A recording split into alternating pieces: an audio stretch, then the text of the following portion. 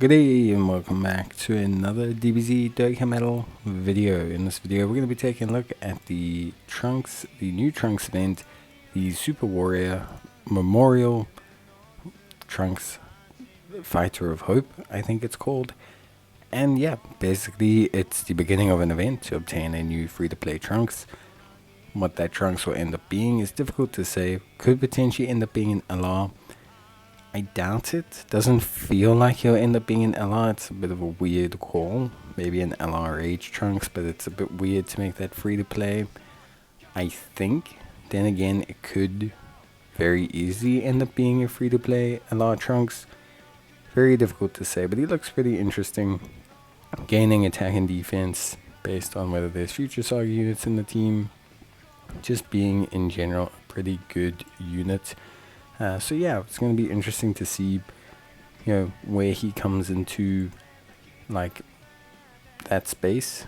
But I think for me, overall, a pretty good unit that could be interesting, especially when he gets his awakening. With that being said, overall, I'd have to say it's a pretty straightforward event. Right now, there's only 3 stages. In terms of missions, there's only missions to raise his SA to 10. What you can do is you can prep for Trunks' eventual EZA, which is more than likely to happen, by preparing a second copy of Trunks to SA5. So have 2 copies of Trunks, 1 copy will be SA10 with all 4 paths of his hidden potential system open, and then the second copy will be SA5 so that you can feed that into the SA10 copy at a later stage, and then that way you're going to be able to essentially finish off the EZA without spending any Kais, which is pretty good. Plus it'll save you some resources, and it's just a way to use up your time really during this period. So yeah, pretty good stuff. But outside of that, I don't think there's anything too crazy when it comes to this event. You can farm some training locations as well if you want to, which I guess is quite nice. Obviously it's important to understand that there's an entrusted will bonus. This bonus is based on the rarity of the units that you have. So if you have a whole team of LR units, then basically you're ready to go. You have a big boost. You can use Oolong, you can use Bulla and Vegeta GT support memory. If you don't have these units, then yeah, it becomes a little bit more of an issue. I want to say you then obviously need to maybe look at farming some, increasing the rarity of units, awakening some other units, and yeah, just trying to have a decent time, obviously in kind of improving the team to just get a better drop rate. Outside of that, that's pretty much it. You'll see that I'll have both or all of the units pretty much set up and ready to go, and I have my copies of Trunks ready to turn into my 2 copies.